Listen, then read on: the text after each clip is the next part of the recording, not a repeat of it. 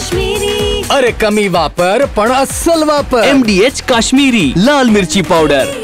MDH. शेतकऱ्यांची कर्जमाफी, दिव्यांग, शिक्षक, शेतमजूर, मच्छीमार यांसह विविध घटकांच्या मागण्यांसाठी बच्चू कडू पुन्हा एकदा आक्रमक झालेले आहेत। राष्ट्रसंत तुकडोजी महाराजांची कर्मभूमी असलेल्या मोझरी गुरुकुंजमध्ये तुकडोजी महाराजांच्या समाधी परिसरामध्ये आजपासून बच्चू कडू अन्नत्याग आंदोलन करणार। आपल्यासोबत स्वतः बच्चू भाऊ आहेत।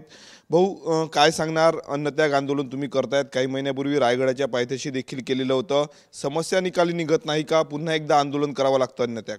आम्ही जेव्हा रायगडाला उपोषणात बसलो तेव्हा मुख्यमंत्र्यांनी स्वतः बोलावून घेतलं, मीटिंग लावली आणि मीटिंग लावल्यानंतर त्यांनी सांगितलं काय आम्ही 1 ते 2 महिन्यात GR काढू आणि त्याच्या मागण्या पूर्ण करू। ज्यांनी 18 ते 19 मागण्यापैकी मागण्या मान्य केल्या, परंतु त्याचा GR निघाला नाही, त्याच्यावर कुठलीही कारवाई नाही। आणि आमचा मुद्दा तो पण आहे, ज्या मीटिंगनुसार आता तातडीनं GR निघाले पाहिजे, ज्या दिव्यांगांच्या संदर्भात मागण्या होत्या आणि कर्जमाफीच्या बाबतीत तुम्ही जे बोललात ते झालं पाहिजे। हमी भावाच्या 20% अनुदान देण्याचं कबूल केलं होतं सरकारनं, पण ते सुद्धा दिलेलं नाही। तुम्हाला माहीत आहे सोयाबीनचे भाव किती पडले, कापसाचे किती भाव आहे, एकंदरीत सगळे भावही पूर्णतः डाऊन झालेले आहे। शेतीमालाला लागत खर्च नाही, उलट मायनसमध्ये आपण गेलो। आणि त्यासोबत घरकुलाचा विषय असेल, दिव्यांगासोबत आमचं मेंढपाळ असेल, मच्छीमार असेल, दुधाची भेसळ वाढत चाललेली आहे। आणि मधून पेरणी ते कापणीपर्यंत सगळे कामं हे MRHSमध्ये झाले पाहिजे आणि उत्पादन खर्च कमी करण्याची ताकद आमच्या मागणीमध्ये आहे। ह्या कर्जमाफीसोबत ह्या सगळ्या मागण्या घेऊन आम्ही सरकारसमोर पत्र दिलं, त्यांना सांगितलं आता अखेर अन्नत्याग आंदोलनाची वेळ आमच्यावर आली। ही आमच्यासाठी दुर्दैवाचीच गोष्ट आहे, परंतु शेतकरी, कष्टकऱ्यांचा, गरिबांचा आवाज कुठेही दबू नये, तो आवाज बुलंद व्हावा, त्यासाठी ही पवित्र आम्ही आता घेतलेलं आहे। एकंदरीत तुम्हाला जर पाहिलं तर आज राज्याची परिस्थिती जर पाहिली तर घरकुलाचे हप्ते 3-3, 4-4 महिन्यापासून भेटले नाही, MRHSची मजुरी भेटली नाही, तुमचे विहिरीवरचे पैसे भेटले नाही, अंगणवाडीच्या सेविकेचा पण पगार झालेला नाही आहे, अपंग, दिव्यांग आणि विधवा महिलांचे सुद्धा पगार थांबलेले आहे। 6-6 महिने यांचे पगार होत नाही, परंतु मंत्र्याचे पगार बरोबर होते, अधिकाऱ्यांचे पगार बरोबर टाईमवर होतात। काही तर मॅसेज माझ्याकडे असे आहे का आम्ही घर भाड्यानं घेतलं, घर पाडलं, घर भाड्यानं घेतलं, व्याजानं पैसे आणले आणि जेवढे पैसे भेटते त्यापेक्षा जास्त खर्च आता भाड्यात आणि व्याजात जाण्याची शक्यता आहे। म्हणजे जे कष्ट करणाऱ्यांच्या ज्या काही योजना आहे त्या कशा पद्धतीनं राबवलं जातं सरकार, त्याच्याकडे पूर्णतः दुर्लक्ष करण्याचा प्रयत्न केला जात आहे। आणि म्हणून ही वेळ आमच्यावर येते आहे। मला असं वाटतं का सध्या OBC मराठा असेल, प्रचंड धार्मिकता असेल, काश्मीरला धरून आम्ही पाहतोय किंवा इतर मुद्दे धरून जर आपण पाहिलं तर या सगळ्या धार्मिकतेच्या आणि जातीच्या या सगळ्या वातावरणामध्ये आम्ही मुद्द्यांची लढाई लढतो आहे। ते सगळ्या जाती धर्माची लढाई आहे आणि सरकार जाणीवपूर्वक मुद्द्याच्या लढाईपासून दूर ठेवण्याचा प्रयत्न ज्या आम जनतेला करत आहे। आणि म्हणून तो मुद्दा धरून आम्ही ही लढाई शेवटच्या क्षणापर्यंत, ते जेथपर्यंत मागण्या मंजूर होत नाही तोपर्यंत आम्ही तिथून हटणार नाही। अंतयात्रा निघाल तरी 72, पण आम्ही तिथं आम्ही आमच्या मुद्द्यापासून दूर होणार नाही। त्यासाठी सरकारनं तयारी दाखवावी, तातडीनं त्याची मागण्या पूर्ण कराव्या अशी विनंती आहे। कसं स्वरूप असणार भाऊ या आंदोलनाचं? आजचा पहिला दिवस आहे, लक्ष लागलेलं सर्व राज्याचं। आता इथून आम्ही बेल्लोरा जाऊ, आईवडिलांच्या समाधीचं दर्शन घेऊ आणि तिथून मग दर्शन घेऊन गाडगेबाबाचं दर्शन घेऊन मग आम्ही कलेक्टर ऑफिस समोर आम्ही शिदोरी सोडणार, तिथे शिदोरी सगळे कार्यकर्ते शेतकरी जेवणार आणि तिथून मग मोझरीला आम्ही रवाना होऊ आणि तिथून अन्नत्याग आंदोलन सुरू करू। किती दिवस आंदोलन चालणार? कारण तुमचे अनेकदा आंदोलन लक्षवेधी असतात, अनेकदा प्रकृती देखील टाकते, कसं करणार आहात? मला असं वाटतं का आम्ही ज्या मागण्या ठेवल्या ह्या रास्ता आणि त्या तातडीनं पूर्ण केल्या पाहिजे। जेथपर्यंत पूर्ण होत नाही, ते 10 दिवस लागू दे का 15 दिवस लागू दे, आमची तयारी आहे।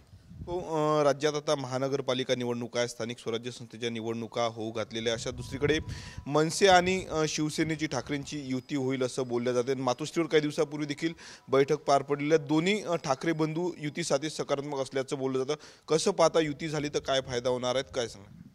मला वाटतं हा राजकीय विषय आहे, राजकीय मजबूतीचा विषय आहे। मला वाटते मुद्दे घेऊन जर ही फॅमिली एकत्र झाले, परिवार, तर फार चांगलं होईल।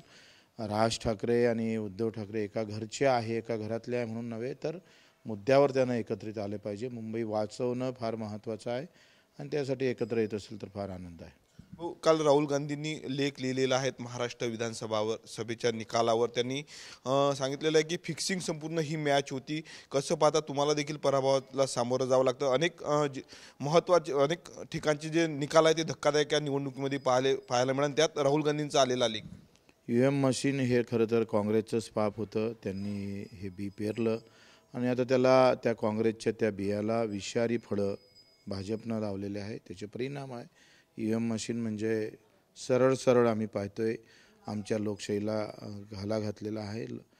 लोकशाहीमध्ये मतदानासारखी एक पवित्र जी काही कार्यपद्धती आहे त्यावर व्यवस्थित आम्ही पाहतोय EVM मशीनच्या माध्यमातून त्याला चिरफाड करण्याचं काम, त्याचा खून करण्याचं काम पक्षानं भाजपनं केलेलं दिसतं. एकनाथ शिंदेंनीही ठाकरे बंधूंसोबत यायला पाहिजे असं गजानन कीर्तीकरांनी म्हटलेलं आहे. शिंदेचे नेते तर मला वाटते उलट चांगलंच आहे. त्यांनी जे भूमिका आहे अखेर दोन भाऊ एकत्र येत असेल तर त्याच्यात कोणाला वाईट वाटण्याचं काही कारणच नाही. एकनाथ शिंदे देखील सोबत आले पाहिजे असं म्हणतात उद्धव ठाकरेंसोबत. एकंदरीत भाजप तसं होऊ देणार नाही. सध्या जे काही चालतं आहे त्या भाजपच्या खेळी आहे. कारण त्यांच्याकडे ED नावाचं एक मोठं शस्त्र आहे आणि त्यानुसार भाजप EDच्या धारदार शस्त्रावर सगळ्याला नमवण्याचा प्रयत्न करतं.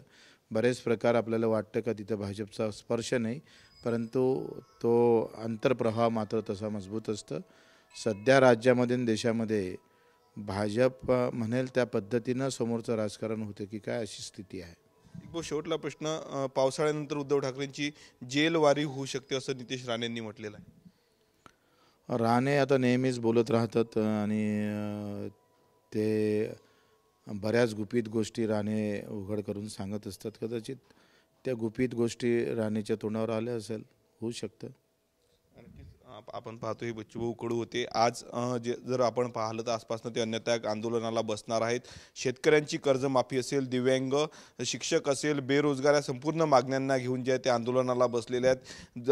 अंत्ययात्रा निघाली तरी बेहत्तर, परंतु मागण्या मान्य होईपर्यंत आंदोलन मागे नाही असा पवित्रा त्यांनी घेतलेला आहे. कॅमेरामन अनिकेत दहातोंडेसह मी स्वप्नील उमाप, TV9 मराठी, अमरावती. MDHचा किचन किंग मसाला किचन मध्ये असला तर आपण काहीही बनवू शकतो. वांग्याचं भरीत, आलू गोबी, भेंडी मसाला आणि भरपूर काही. MDH.